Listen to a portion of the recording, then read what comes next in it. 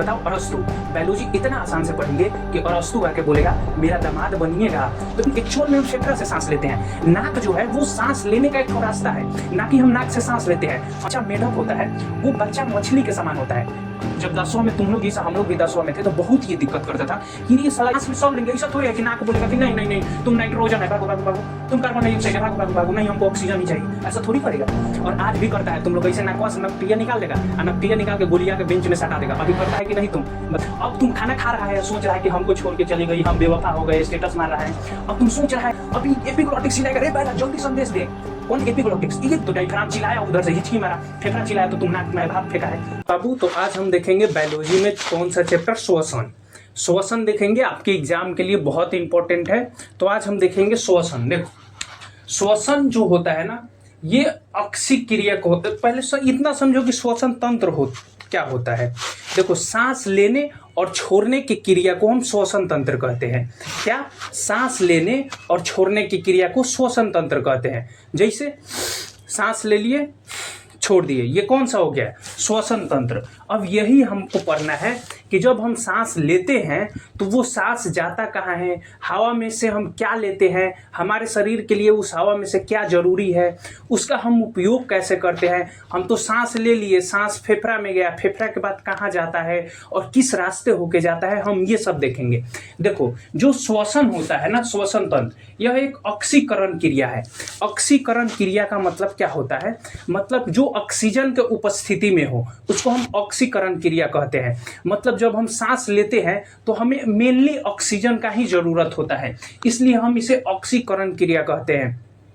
देखो बाबू, बायोलॉजी इतना आसान से पढ़ेंगे कि बायोलॉजी के जो पिता है कौन है बताओ? अरस्तु। बायोलॉजी इतना आसान से पढ़ेंगे कि अरस्तु आके बोलेगा मेरा दामाद बनिएगा, तो एकदम टेंशन नहीं लेना है, खाली बस समझना है। और आप एक बार समझ गए मतलब आपका श्वसन चैप्टर खत्म, इसके बाद दोबारा आपको समझने का जरूरत नहीं पड़ेगा।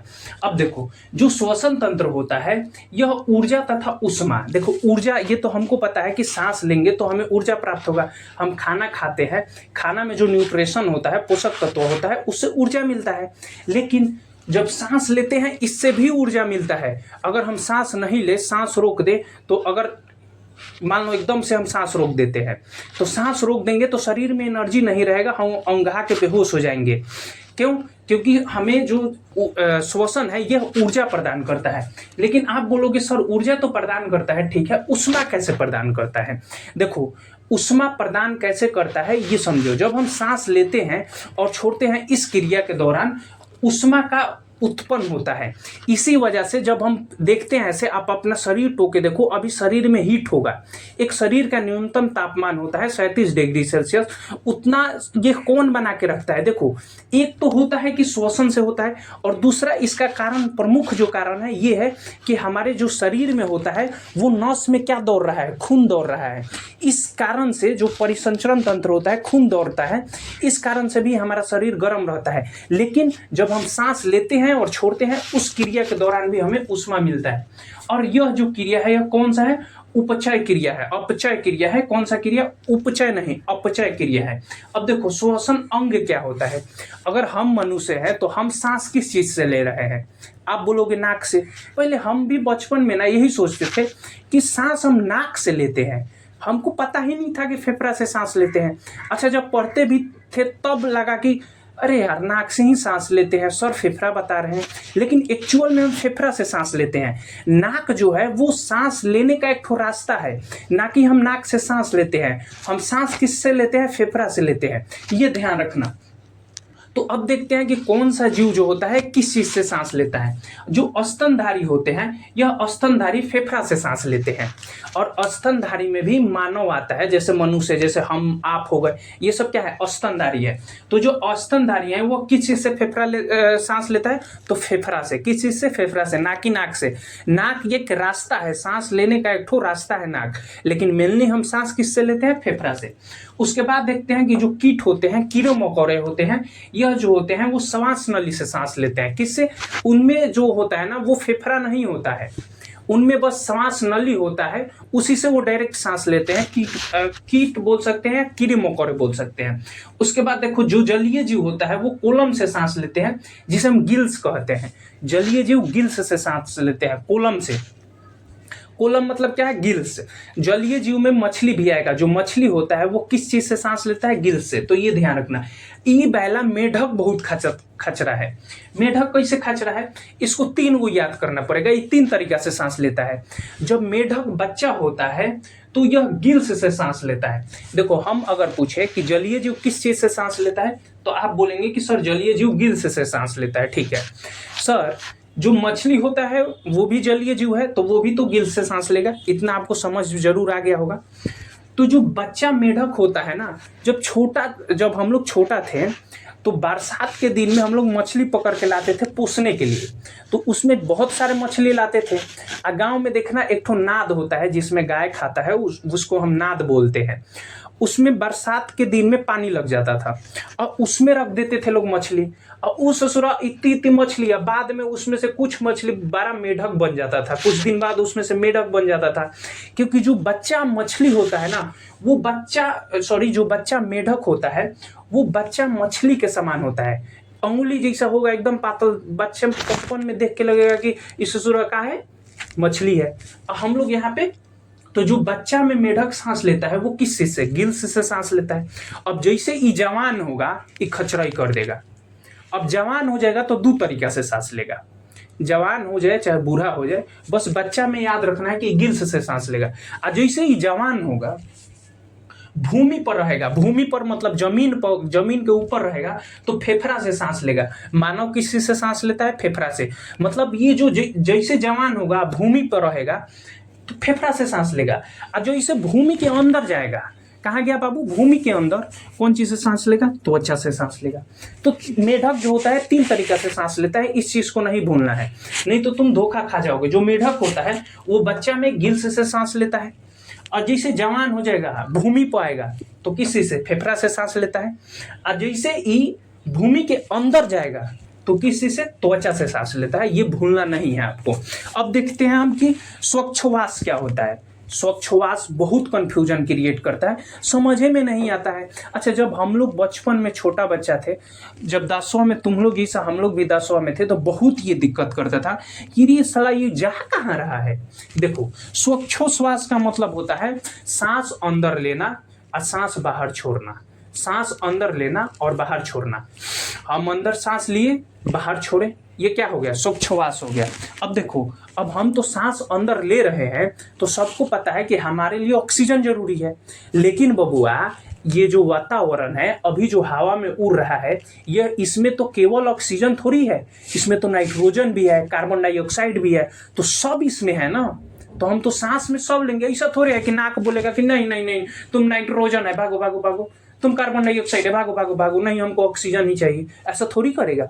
वो तो सब ले लेता है। जिसे हम सांस लिए वो सब ले लेता है। इसको छांटता कौन है? नाक से हम सांस ले लिए, जो वायुमंडल में जितना गैस है वो सब नाक के अंदर गया, लेकिन इसको फेफड़ा छाट देगा। नाइट्रोजन को बोलेगा भाग बेला, तोरा जरूरत नहीं है। कार्बन डाइऑक्साइड को बोलेगा भाग, हमको जरूरत नहीं है। उसको ऑक्सीजन जरूरत है, कहेगा बबुआ, अरे हमर बबुआ, उसको ऑक्सीजन ही जरूरत है, वो ऑक्सीजन को ही रखेगा। तो देखो, तुमको तो इतना समझ आ गया कि जो वायुमंडल में गैस है, ये सब गैस हम अंदर लेंगे, सब गैस लेंगे। अब देखो, वायुमंडल में नाइट्रोजन जो होता है वो 78% होता है, ये तुमको पता होना चाहिए। और जो ऑक्सीजन होता है यह 21% होता है, और कार्बन डाइऑक्साइड जो होता है जो 0.03% होता है हमारे वायुमंडल में। फिर से बोलो, वायुमंडल में हमारे नाइट्रोजन कितना होता है? 78%। ऑक्सीजन कितना होता है? 21%। और CO2 कितना होता है? कार्बन डाइऑक्साइड कितना होता है? 0.03%। तो अगर हम सांस ले रहे हैं तो ये सब जाएगा हमारे शरीर में, ये तो सब जाएगा ना, क्योंकि आसपास घूम रहे हैं। तो जैसे हम सांस लिए तो क्या क्या गया? 78% नाइट्रोजन चलाया, O2 कितना? 21% आ गया, और कार्बन डाइऑक्साइड कितना आ गया? 0.03% आ गया। हम सांस लिए, ये सब अंदर आ गया। अब छोड़ेंगे सांस, अब यहीं छोड़ेंगे सांस तो यही काम गड़बड़ कर देता है। ई पहला जो ऑक्सीजन होता है ये हेर फेर कर लेता है।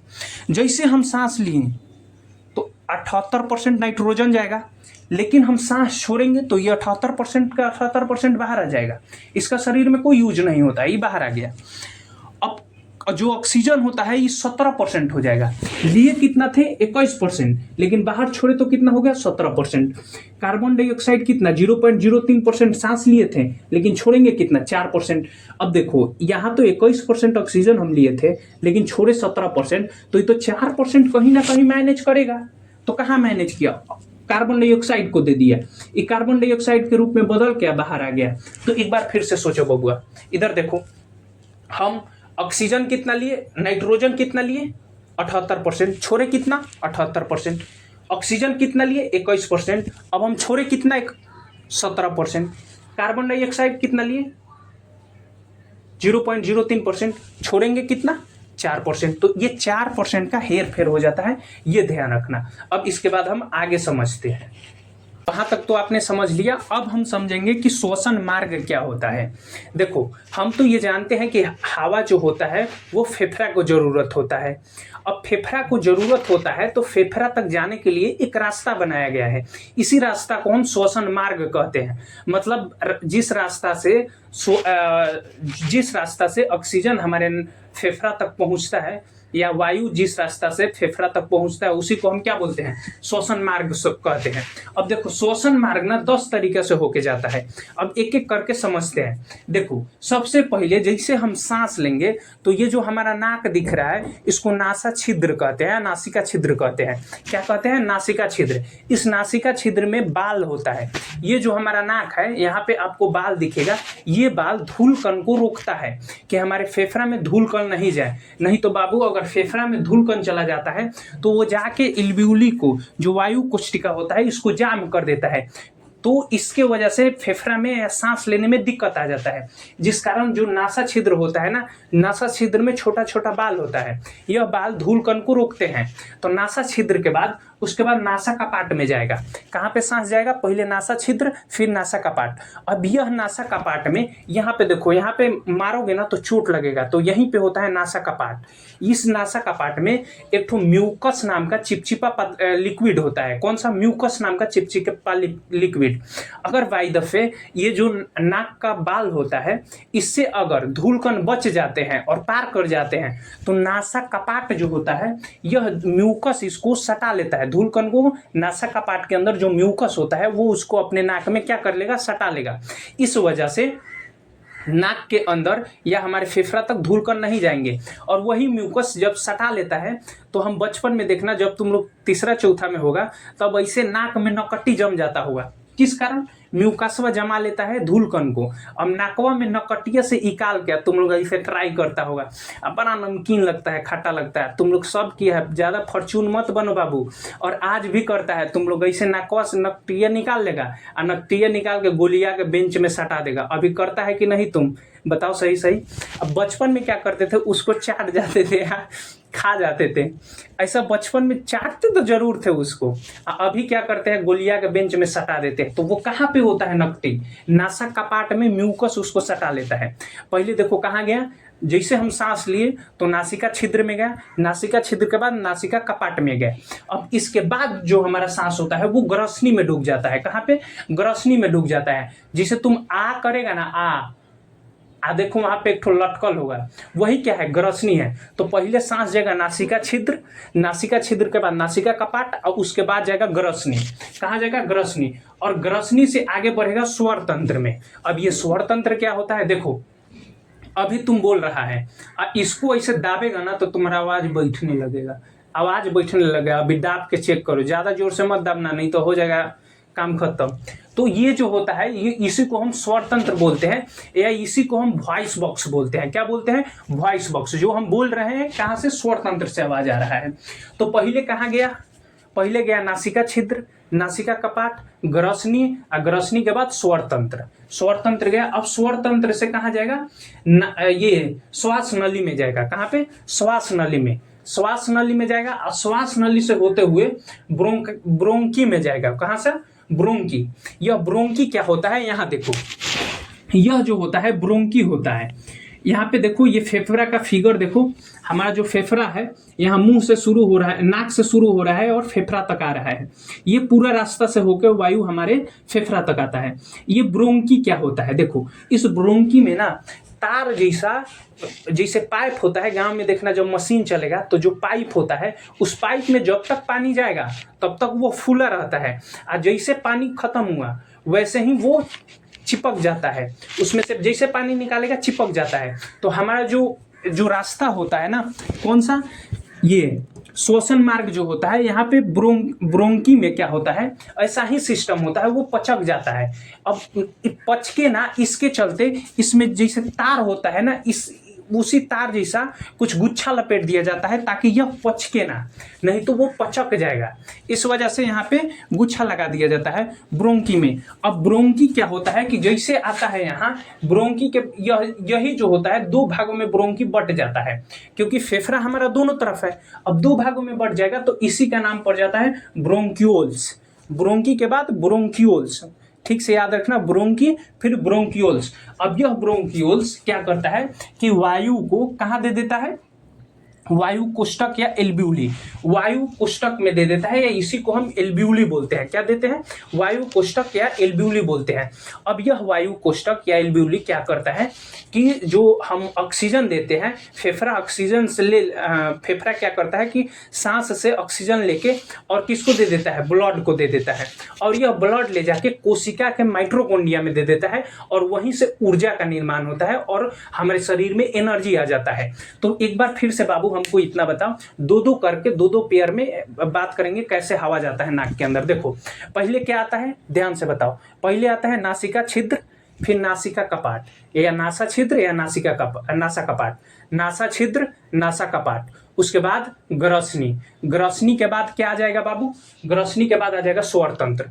तो ग्रसनी और स्वर तंत्र एक साथ, उसके बाद आ जाएगा श्वास नली, फिर आ जाएगा ब्रोंकी, ब्रोंक्यूल्स और वायु कोष्ठक, फिर ब्लड दे देगा, और ब्लड के बाद माइटोकॉन्ड्रिया में चला जाएगा।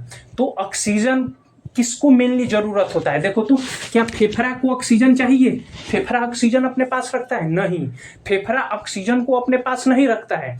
बस जो हम सांस लेते हैं उसको फेफड़ा, उसमें से जो नाइट्रोजन होता है, कार्बन डाइऑक्साइड होता है, इसको छांट देता है और वायु खाली रखता है, और वायु जो होता है उसको क्या करता है, ब्लड को दे देता है। और ब्लड कहाँ लेके जाता है, जो ब्लड होता है यह कोशिका के अंदर माइटोकॉन्ड्रिया को ले जाके दे देता है, और माइटोकॉन्ड्रिया में क्रेब्स चक्र चलता है और उसी से ऊर्जा बनता है। अभी आगे बताएंगे।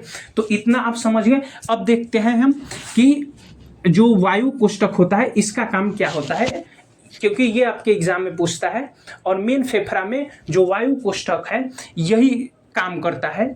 तो अब आगे इससे हम देखते हैं। तो हम श्वसन मार्ग समझ गए। अब देखो, जब श्वसन मार्ग से वायु जो हमारे फेफड़ा तक जाता है, तो जो ग्रास नली होता है, जो ग्रसनी होता है, यहाँ पे ग्रसनी यहाँ से 2 भागों में बट जाता है। एक से भोजन जाने लगता है और एक से वायु जाने लगता है। ये जो है आपका ग्रसनी है। कहाँ पे आ करेंगे तो ग्रसनी दिखेगा।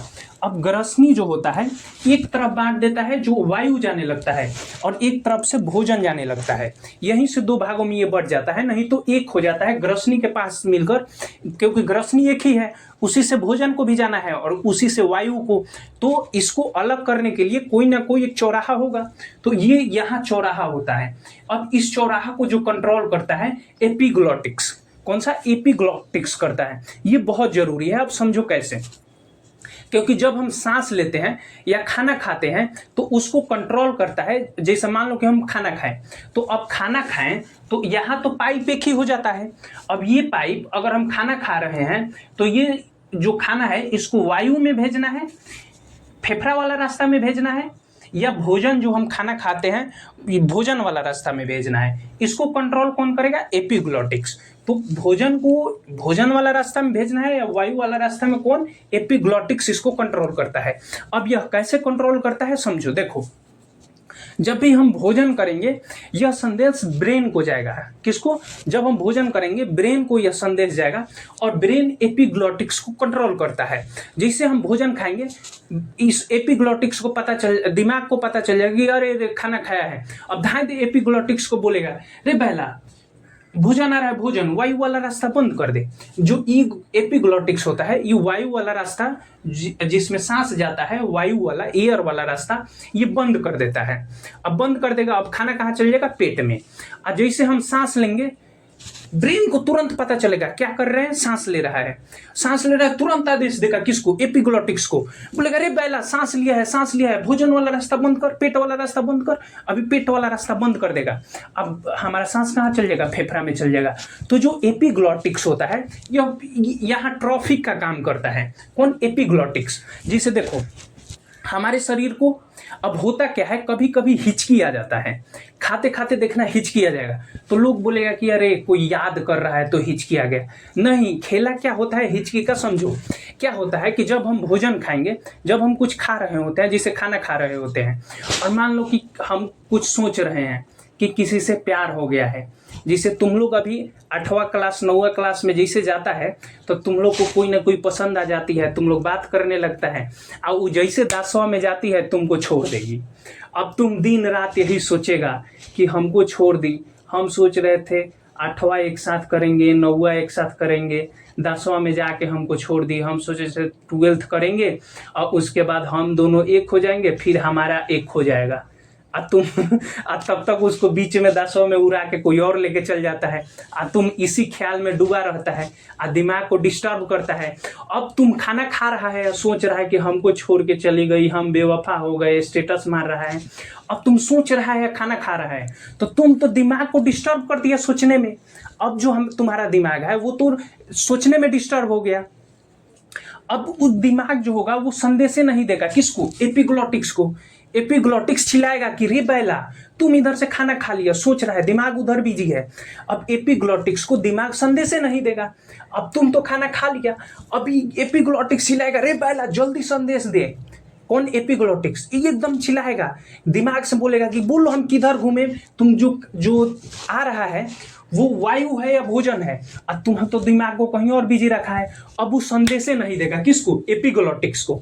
और जब संदेश नहीं देगा तो तुम तो खा रहा था भोजन, अब वो दोनों में भेज देगा, इधर वायु वाला में भी भेज देगा, जहां हवा का जरूरत है वहां पे भोजन जाएगा। और जैसे भोजन जाएगा फेफड़ा कहेगा किसको? डायफ्राम को। यहाँ पे फेफड़ा के नीचे एक डायफ्राम होता है, फेफड़ा डायफ्राम को कहेगा रे बैला ये तो हवा के जगह भोजन भेज रहा है। अभी डायफ्राम को फेफड़ा किसको बोलेगा? डायफ्राम को बोलेगा मार मार मार, धक्का मार, गलत रास्ता पे आ गया। अब डायफ्राम धक्का मारेगा किसको? फेफड़ा को। फेफड़ा को दाएं से का धक्का मारेगा, और जैसे धक्का मारेगा तुम हिचकी लेगा और नाक में तुम भात फेंकेगा। ये क्या होता है? ये जो एपिग्लॉटिक्स है इसको दिमाग संदेशे नहीं दिया। अब जो फेफड़ा वाला रास्ता होता है, वायु वाला रास्ता, उसमें भोजन ढुक गया। अब भोजन ढुक गया तो संदेश कौन दिया? ये डायफ्राम बोला, फेफड़ा बोला डायफ्राम से कि तो बैला जहां वायु आना चाहिए वहां पे भोजन फेंक दिया। अभी धाए देखा डायफ्राम झटका मारेगा, कौन? फेफड़ा बोलेगा मार मार मार मार मार, धक्का मार, और फेफड़ा धक्का मारेगा, तुम धाए देखा नाक में भात फेंकेगा। क्योंकि फेफड़ा में अगर पानी या कोई भी भोज्य पदार्थ जाता है तो वो बर्दाश्त नहीं करता है, तुरंत डायफ्राम को संदेश देगा और डायफ्राम को बोलेगा कि मार मार मार, धक्का मार के फेंकवा देगा। इसीलिए एपिग्लॉटिक्स जो होता है वो यहाँ पे यह नियंत्रित करता है कि भोजन जो तुम ले रहा है वो वायु है या भोजन है। और लोग कहते हैं कि किसी का याद आ रहा था, कोई हमको याद कर रहा था तो हमको हिचकी आ गया। बैला तुम किसी को याद कर रहा था और दिमाग को डिस्टर्ब कैले था, वो एपिग्लॉटिक्स को संदेश नहीं दिया। एपिग्लॉटिक्स वायु वाला रास्ता में, एयर वाला रास्ता में भोजन भेज दिया, तो डायफ्राम चिल्लाया, उधर से हिचकी मारा, फेफड़ा चिल्लाया तो तुम नाक में भात फेंका है और बोलता है कि कोई और याद कर रहा था, तुम किसी को याद कर रहा था। इसीलिए बबुआ प्यार व्यार के चक्कर में नहीं पड़ना है, नहीं तो दिमाग डिस्टर्ब हो जाएगा, नाक में भात फेंकेगा। तो इस चीज को ध्यान रखना। अब देखो अब तुम तो समझ गया एपिग्लॉटिक्स क्या होता है। अब हम इससे आगे समझते हैं। अब इससे आगे हम देखेंगे कि ये जो वायु कोष्ठक होता है यही सबसे मेन होता है। फेफड़ा में जो वायु कोष्ठक होता है यही सबसे मेन होता है और इसी का सबसे ज्यादा जरूरत होता है। तो अब हम वायु कोष्ठक को समझ जाते हैं। उससे पहले देखो डायफ्राम जो होता है, डायफ्राम का एक बार काम समझते हैं। डायफ्राम जो होता है यह फेफड़ा के नीचे होता है। कहाँ पे? फेफड़ा के नीचे होता है डायफ्राम। ये फेफड़ा है और फेफड़ा के जस्ट नीचे होता है डायफ्राम। देखो यहाँ पे ध्यान देने वाला बात ये है कि जैसे हम सांस लेते हैं डायफ्राम नीचे चल जाता है और फेफड़ा फूल जाता है। जैसे सांस लेंगे डायफ्राम नीचे गया, फेफड़ा फूल जाता है। और फेफड़ा के पास इतना शक्ति नहीं होता है कि वो जो सांस लिया है उसको बाहर फेंक दे। तो डायफ्राम अब जोर लगाता है और डायफ्राम जोर लगा के सांस को फेंकवा देता है। तो जैसे हम सांस लेते हैं डायफ्राम नीचे गया और सांस छोड़ेंगे डायफ्राम ऊपर। जैसे सांस लिए डायफ्राम नीचे गया, सांस छोड़े डायफ्राम ऊपर जाता है। तो याद रखना। अब कभी कभी क्या होता है बाबू कि जो अब देखना कहीं कहीं एक्सीडेंट होगा, एक्सीडेंट होगा ना, उसका हाथ फूटेगा ना कपार फाटेगा और डायरेक्ट मर जाएगा। अब लोग देख के बोलेगा चोटों नहीं लगा, एकदम से मर गया, लगता है पांजर में चोट लग गया है। वही पांजरवा में होता है डायफ्राम। अगर डायफ्राम टूटा तो तुम गया। डायफ्राम गलतियों से टूट गया, इंसान ऑन द स्पॉट मर जाता है, कह के मर जाएगा वहीं। तो डायफ्राम बहुत जरूरी होता है। तो अगर डायफ्राम टूटा गया, अगर मान ले कि तुम 5 तला से कूदा, तुम ठीक है, तुम्हारे शरीर में कुछ नहीं हुआ, खाली डायफ्राम और टूट गया। डायफ्राम टूटा, तुम गया काम से। कैसे कि फेफड़ा को बोलबे नहीं करेगा कि बाहर फेंको। हम तो सांस ले लिए, अब अंदर से सांस बाहर नहीं आएगा, तुम्हारा काम खत्म हो जाएगा, डायफ्राम टूट जाएगा। डायफ्राम समझ गया, एपिग्लॉटिक्स समझा दिया। अब समझाते हैं तुमको वायु कोष्ठ। एपिग्लॉटिक्स तो हमने देख लिया। अब आगे देखते हैं कि जो वायु कोष्ठ होता है इसका काम क्या होता है। देखो हम आपको बता दिए हैं कि जो श्वसन मार्ग होता है क्या क्या क्या होता है। पहले नासिका छिद्र में जाएगा, कपाट में जाएगा, ग्रसनी में जाएगा, फिर स्वर तंत्र में जाएगा। ऐसे हम आपको बता दिए। बार बार क्या बताए बाबू। तो जब यहाँ पे वायु आता है, जब श्वास नली में आता है, उसके बाद ब्रोंकी आता है, ब्रोंकियोल आता है, उसके बाद वो किसको? वायु कोष्ठ को दे देता है। हवा कहाँ पे आ जाता है? वायु कोष्ठ में। ये जो गुच्छा गुच्छा की तरह दिख रहा है ना, ये फेफड़ा में वायु कोष्ठ होता है। मेनली इसी का काम होता है। अब फेफड़ा क्या करेगा? जो फेफड़ा होता है यह जो हम सांस लेते हैं अपने अंदर, उसमें से ऑक्सीजन ले लेगा। क्या ले लेगा? O2 ये ले लेता है, O2। और O2 लेके ये किसको दे देता है? ये जो वायु कोष्ठ होता है यह O2 लेके हीमोग्लोबिन को दे देता है। अब हीमोग्लोबिन क्या होता है? देखो बाबू, हमारा रक्त होता है, रक्त में हीमोग्लोबिन पाया जाता है। यह जो हीमोग्लोबिन होता है यह O2 यानी ऑक्सीजन का परिवहन का काम करता है। कौन? ऑक्सीजन को ढोता है। ऑक्सीजन को अपने पीठ पे बैठा के ढोएगा। ऑक्सीजन को क्या करेगा? ढोएगा। कौन ऑक्सीजन को ढोता है? हीमोग्लोबिन। हम देखो बाबू, अभी हम लाइट पे मत जाना, रूम में लाइटिंग थोड़ा कम है आपके, इसलिए थोड़ा अभी ऐसा दिख रहा होगा। मेनली आप बोर्ड पे ध्यान देना। तो देखो वायु कोष्ठ क्या करता है? जो वायु कोष्ठक होता है यह ऑक्सीजन ले लेता है। ऑक्सीजन लेके क्या करेगा? ऑक्सीजन लेके हीमोग्लोबिन को दे देता है। और हीमोग्लोबिन पीठ पे बैठा के पूरा शरीर में घुमाएगा। हीमोग्लोबिन पूरा शरीर में पीठ पे बैठा के घुमाएगा। और यह हीमोग्लोबिन ले जाता है। हीमोग्लोबिन कहाँ होता है? रक्त में। और यह हीमोग्लोबिन ले जाके कोशिका के अंदर माइटोकॉन्ड्रिया को दे देता है। कोशिका के अंदर किसको दे देगा? माइटोकॉन्ड्रिया को दे देगा। कौन? हीमोग्लोबिन। हीमोग्लोबिन किसको? माइटोकॉन्ड्रिया को दे देगा और यह माइटोकॉन्ड्रिया ऊर्जा बनाएगा। तो देखो सबसे पहले वायु कोष्ठक जो होता है वो O2 जो होता है, ऑक्सीजन होता है, किसको देता है? ऑक्सीजन किसको दे दिया? ऑक्सीजन हीमोग्लोबिन को दे दिया। अब ये हीमोग्लोबिन शरीर के पूरा भाग में ले जाएगा। हीमोग्लोबिन ऑक्सीजन ले गया, ले जाके किसको? माइटोकॉन्ड्रिया को दे देगा कोशिका के अंदर। और माइटोकॉन्ड्रिया से ऑक्सीजन लिया, माइटोकॉन्ड्रिया को ले जाके दे दिया।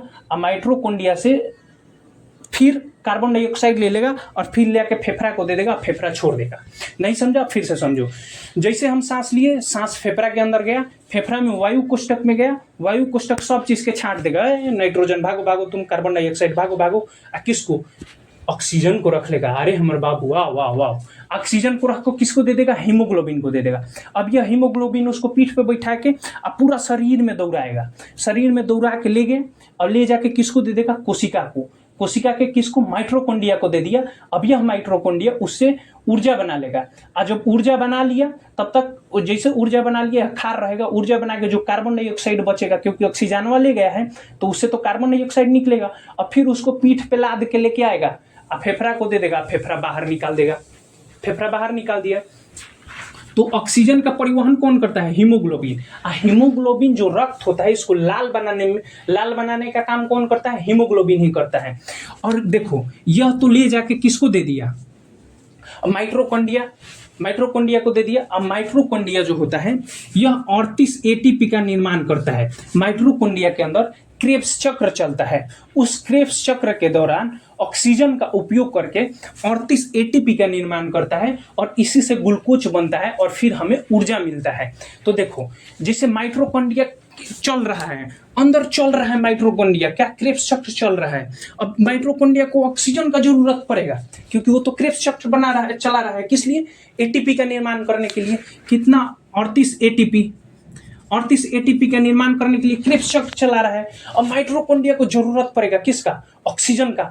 अब माइटोकॉन्ड्रिया तुरंत बोलेगा किससे, हीमोग्लोबिन से, अरे बायला हमको ऑक्सीजन भेजो, ऑक्सीजन का जरूरी है।